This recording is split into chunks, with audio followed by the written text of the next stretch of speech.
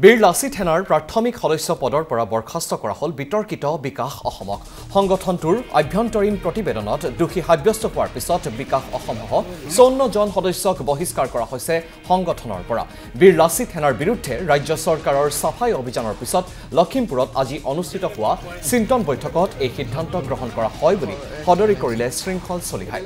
গ্ৰেপ্তাৰ হোৱা শীৰ্ষ নেতা ৰন্তুপানী ফুকনৰ মুক্তিৰ দাবী তুলিলে সংগঠনটোৱে।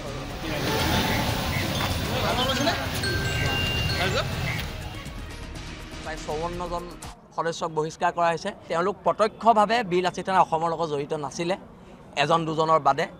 কিন্তু বীৰ লাচিত সেনা অসমৰ নামত কেতবোৰ অপকৰ্ম কৰাটো হয়, আৰু হোৱাৰ কাৰণে যিহেতু প্ৰমাণ হৈছে বহিষ্কাৰ হৈছে। ইয়াৰ পৰা আমি তাৎক্ষণিকভাৱে কাৰ্যকৰী হোৱাকৈ আমি সংগঠনৰ পৰা বহিষ্কাৰৰ সিদ্ধান্ত লৈছোঁ। সেইসকলৰ নামসমূহ আমি ঘোষণা কৰিব বিচাৰিছোঁ।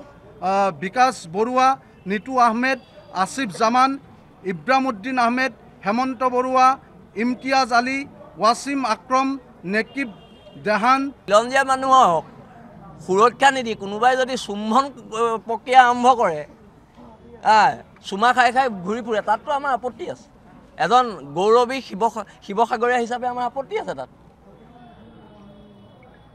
কিন্তু শিৱসাগৰ মানুহৰ আপত্তি আছে তাত।